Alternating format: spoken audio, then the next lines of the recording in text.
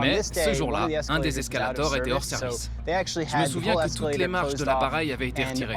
C'était un gigantesque trou béant sur une vingtaine de mètres de longueur.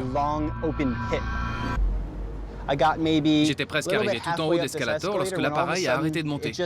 Puis, il s'est mis à descendre. Stop! Ce jour-là, dans la station de métro, Petra Domingo assiste à la scène, médusée. Au moment où je me suis engagée sur l'escalator qui descendait, j'ai remarqué que celui qui se trouvait à côté commençait à reculer. Stop! J'ai vu les utilisateurs surpris par ce mouvement, et je ne comprenais pas vraiment l'ampleur de ce qui se passait en bas, mais il y avait de la confusion. L'appareil a commencé à reculer de plus en plus vite, et les gens ont paniqué. Stop! Stop! Je ne savais pas quoi faire. J'étais presque en haut de l'appareil et je voyais une pile de gens se former en bas. Les gens qui se trouvaient en bas avaient perdu l'équilibre et d'autres leur tombaient dessus.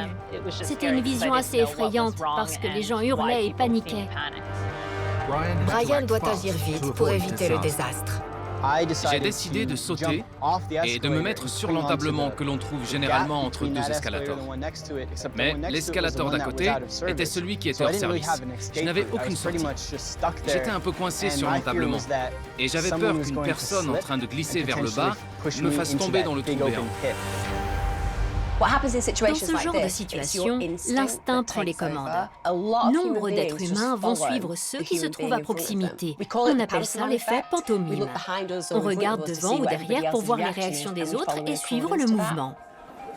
La marche infernale de l'escalator sera interrompue sans aucun blessé.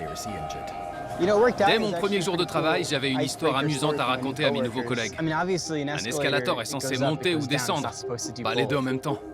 Ce genre de dysfonctionnement n'est pas unique en son genre. À Hong Kong, au centre commercial de Langham Place, se trouve un des plus longs escalators du globe. Les caméras de vidéosurveillance ont filmé le moment où le monstre de 45 mètres de long arrête sa montée d'un coup, puis recule à toute vitesse, envoyant les utilisateurs à la renverse et les corps s'amonceler au pied de la machine. 18 personnes seront blessées. Aucun mort ne sera à déplorer. Comment expliquer le dysfonctionnement des escalators de Hong Kong et du New Jersey? L'appareil a simplement déviré. Il montait, mais pour on ne sait quelle raison précise, il s'est arrêté pour partir en marche arrière et redescendre. Peut-être que la chaîne d'entraînement a cédé et a mené à une perte de traction. Le mécanisme a ensuite déviré à cause du poids des utilisateurs. L'appareil continuera d'envoyer les gens au sol jusqu'à ce qu'ils soient rééquilibrés, c'est-à-dire vides. Les escalators sont équipés d'un système de freinage d'urgence pour empêcher ce genre de dévirage. Dans les cas qui nous intéressent, un des composants a lâché et s'en est suivi un très probable dysfonctionnement des dispositifs de freinage de sécurité. Dans le cas du New Jersey, le dysfonctionnement pourrait être lié aux fortes intempéries accompagnant l'ouragan Sandy. Mais ces incidents sont moins rares qu'il n'y paraît. En 2016, des supporters de hockey sur glace s'engagent par dizaines sur les escalators du centre Wells Fargo après un match. Soudain, l'escalator gagne en vitesse pour causer le chaos total au sol. Des individus sautent par-dessus les mains courantes pour éviter de tomber sur ceux étant déjà à terre. Un événement similaire s'est produit 6 ans plus tôt à Washington. John et son épouse Leslie y ont survécu. On est venu en ville pour assister à un défilé local. Les rues étaient bondées. On a décidé de venir en métro parce qu'en voiture, ce serait l'enfer. Il est 17h. John et Leslie décident de rentrer chez eux.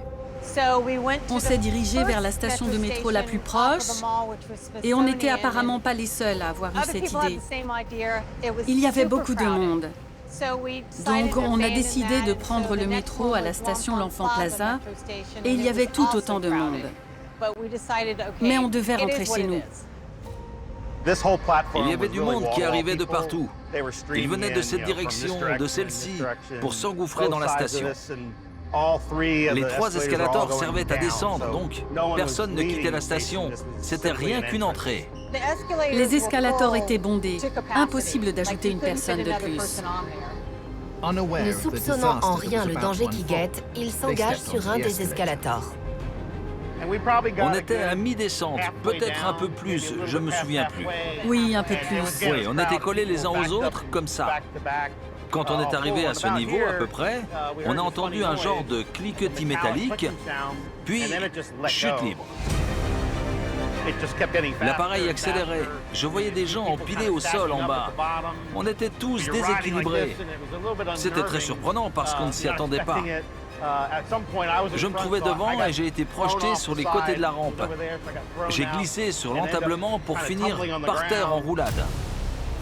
John est tombé loin de l'amas d'usagers, mais lorsqu'il se retourne, il voit son épouse sur le point d'être piégée parmi les corps. J'ai été projetée jusqu'ici et les gens derrière moi étaient en train de me tomber dessus. Je me suis retourné et suis allé la sortir de là pour éviter qu'elle se fasse écraser. Je me souviens d'une maman et sa jeune fille que j'ai sortie de là aussi. Il y avait énormément de cris et de panique. Dans ce genre de situation, personne n'est sûr de ce qui est en train de se passer, ce qui induit une réaction de panique générale. Personne n'a le temps de réfléchir pour réagir, parce que les corps vous tombent dessus. Il faudrait faire preuve d'un sang-froid hors du commun pour comprendre quoi faire en quelques secondes afin d'éviter de se retrouver piégé sous une pile croissante de gens. Ces gens dépendaient des personnes extérieures à la scène pour agir et changer le cours des choses, comme appuyer sur le bouton d'arrêt d'urgence par exemple. Mais agir nécessite du temps, comme nous le voyons sur ces images. La réaction est lente et c'est terrifiant. Après l'accident, on s'est tous réunis dans ce coin. Je me souviens avoir repris mes esprits ici. On tentait tous de comprendre ce qui venait de nous arriver. Ensuite, on a repris notre marche pour prendre le métro, sous le choc. Ils ont parlé de l'accident aux infos le soir même. Ils ont dit que les freins de l'escalator avaient été enclenchés en urgence et que ça a fait tomber les gens. Mais on n'a jamais connu la réelle cause. Pour qu'un tel phénomène se produise, un des composants principaux de l'escalator a dû céder. Ensuite, le système de freinage ne s'est pas enclenché et l'appareil a gagné en vitesse au point de précipiter les utilisateurs au sol. Il sera plus tard confirmé que l'incident a été causé par un dysfonctionnement du système de freinage engendré par le trop grand nombre d'utilisateurs en transit sur l'appareil.